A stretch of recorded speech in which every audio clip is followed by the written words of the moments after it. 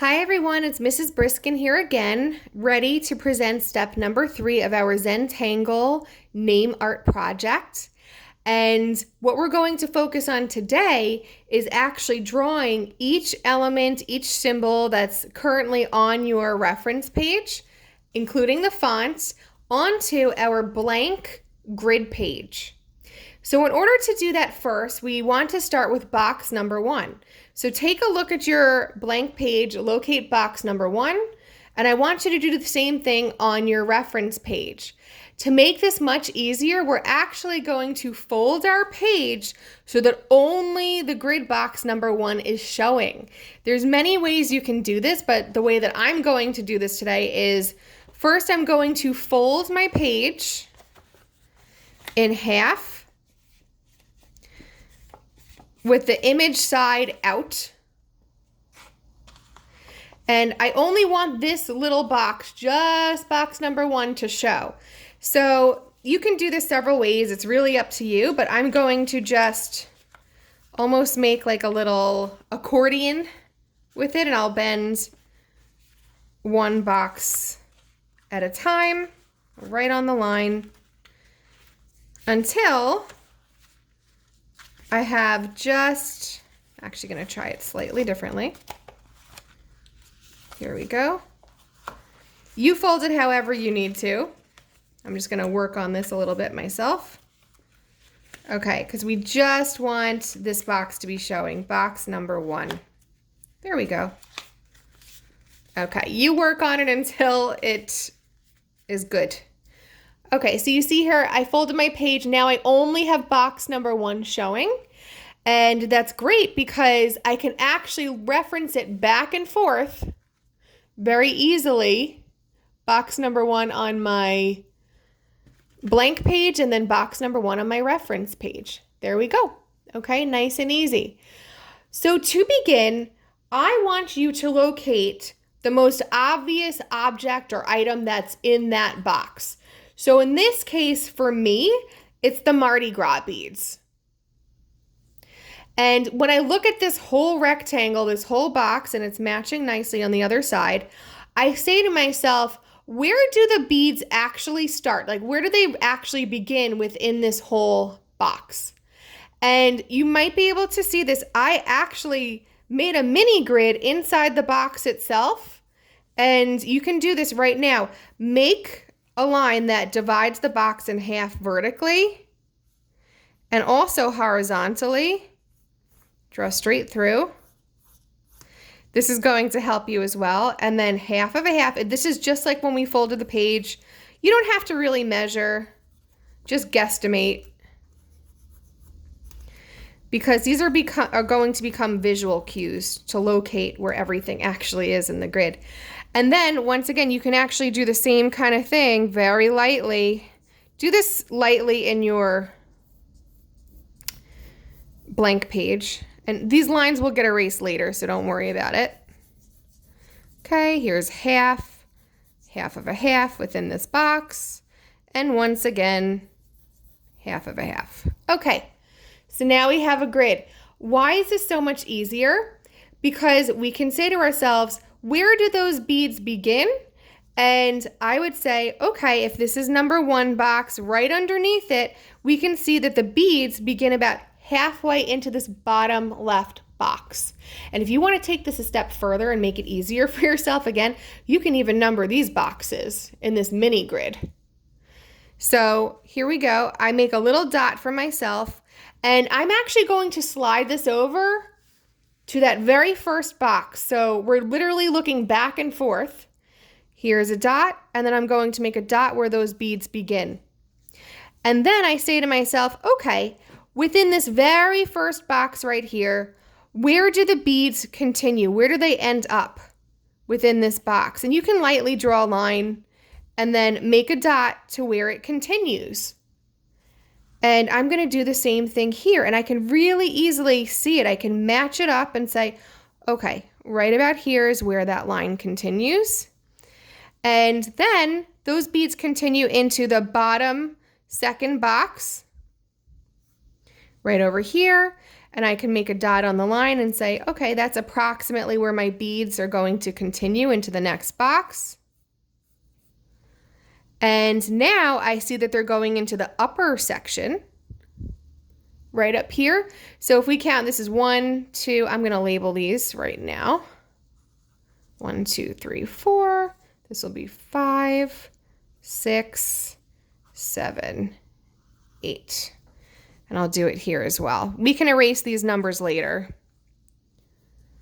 4, 5, 6, 7, and 8. Okay. So now we just were in box number 6, this little box right here.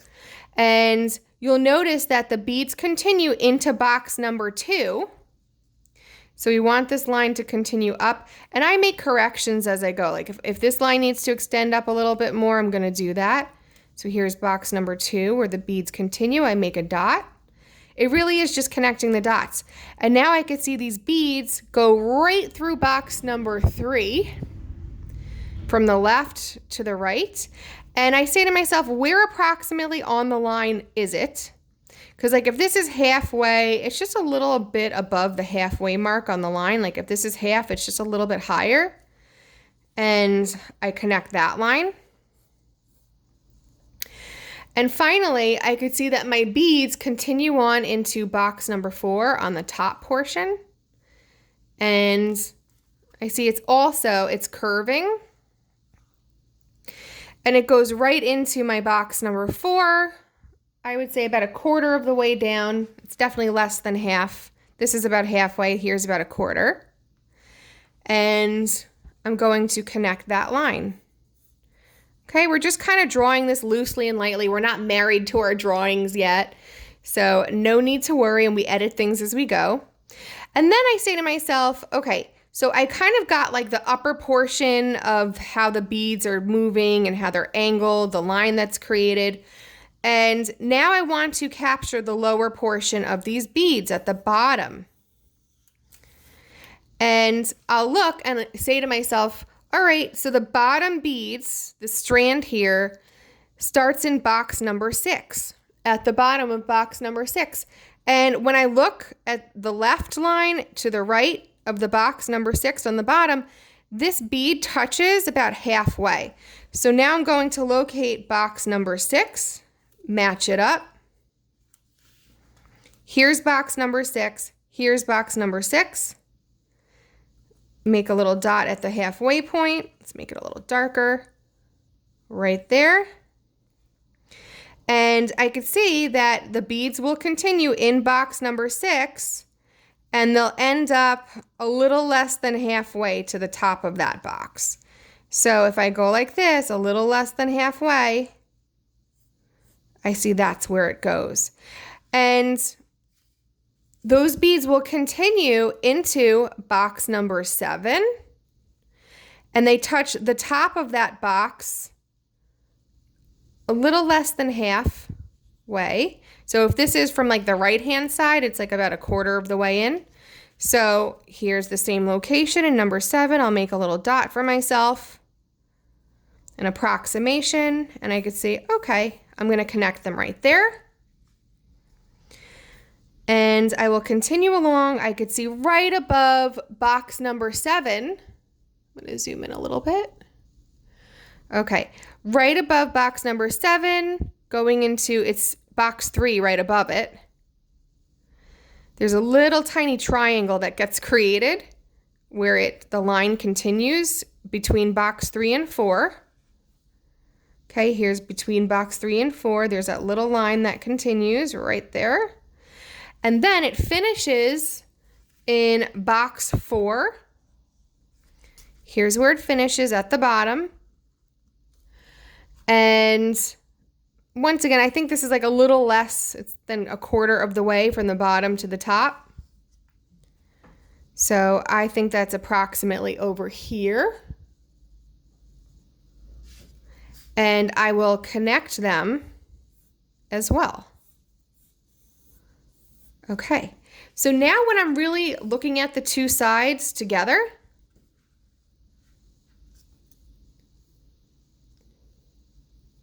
I'll zoom in a little bit. You can see that it really mimics each other very nicely, like where everything ends up in the boxes. This whole shape here really mimics what's happening with the beads over here. So we have a general outline. And then you'll notice there's other elements also coming into the frame. Like this was actually the top of a crown, these little triangular shapes with the little circles above them. See, it was part of a crown on the other side. So those are the kind of details that I'm also going to want to add in. So it just has to be glued down a little bit better. But you could see like this little piece of the crown hits box number 7. And I could also say to myself, where does it start? Right about here. There's like a little triangle shape that happens. And part of it ends up just at the edge of box 7. It comes up. And I'll connect that line. And I'll even create that little circular shape at the top. Now at this stage, I'm really not worried about detail. I'm really just worried about placement and where everything actually lays out in relation to each other.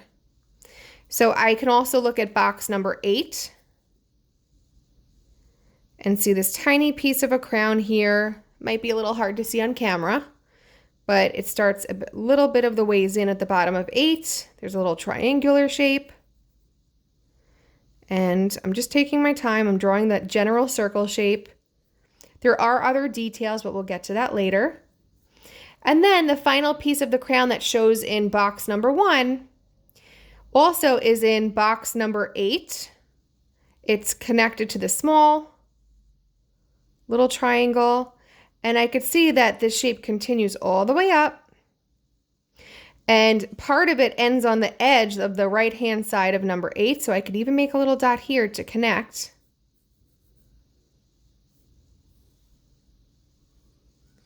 And then I'm going to draw that little circular shape right at the top. So that's the edge of the crown. And now when I want to get a little bit more detailed and start really getting into the drawing, I really have a good sense of where everything is going to line up and where it's supposed to go. So if I'm really breaking this whole drawing down, I'm going to start with the first row of beads. And I'm not going to start the second row until the first one is finished. So the first row, I could see there's a part of a bead coming into the frame. And there's like a little string in the middle. I could even start to indicate that string.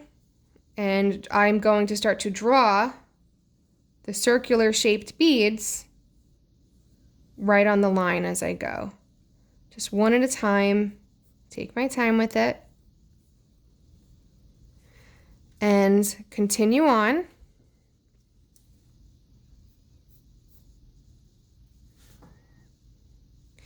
So this whole string of beads was actually just below the line, this outline that I created. I'm not actually drawing it literally on that line. I'm going just below because that's really where this was cut and pasted. So it's not actually the necklace. And I keep going.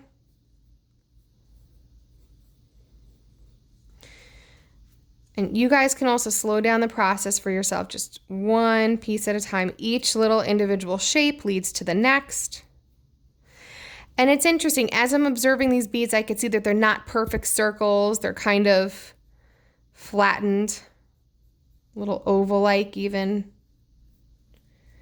and so on and so forth until I reach the other side.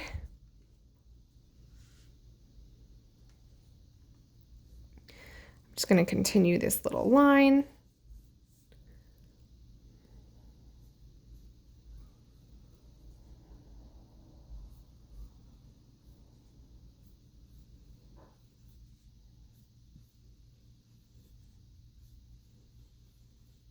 And there we go. So row number 1 is done. And when I look, I see, okay, I could start row number 2. And what's interesting to observe is that all of my lines are not perfectly curved. Like each line, each row of beads, you'll notice some of it dips into the right. And it's all these like little irregular things that make your drawing kind of interesting. So I'm just going to follow that center line, like where the string or thread would be for the beads. I think I want to map that out first for myself. And then just attach the beads right on top.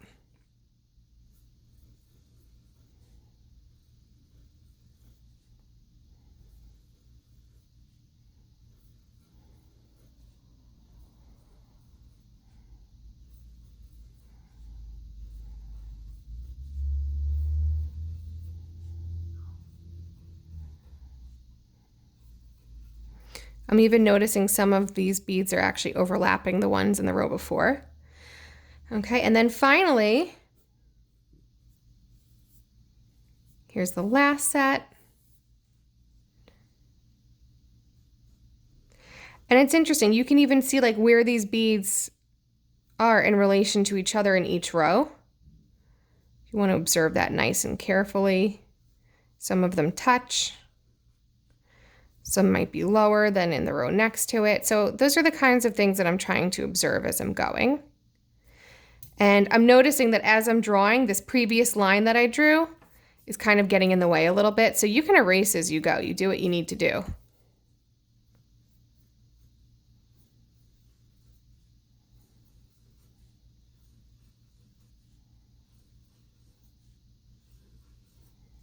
Okay. And so once I have all of that in place, I can actually start to go in and erase the original guidelines that I had, even the little dots that I made, so I can clean this up a bit, just to eliminate any confusion. Okay, and there we go. So we're going to continue on this way into each of our boxes. Just do one at a time, and I'm just going to show you how each one looks next to each other. This was just box number 1 on the upper right, the upper left, and the same thing. Okay, so this is identical boxes right here. And then just pick your next box. You can either go, if I were to open up my page again, maybe I want to do, this was box number 3 right below number 1. And I'll just continue my drawing this way. And just remember what those steps were. So we're making like a mini grid.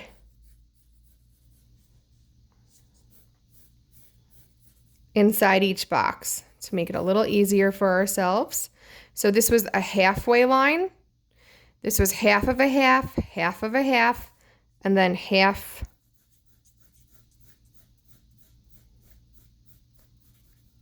horizontally. And I could draw that right in here as well to make it easier. And then I'll just go one section at a time. And that's really all there is to it. All right, so take your time with this, relax with the process, and enjoy. And I'm excited to see how all of your drawings come out.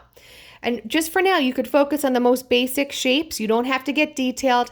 But once you have all of this information blocked in, then we'll go back in and be more detailed with all of the things that we're drawing. All right, see you for the next step, step number 4.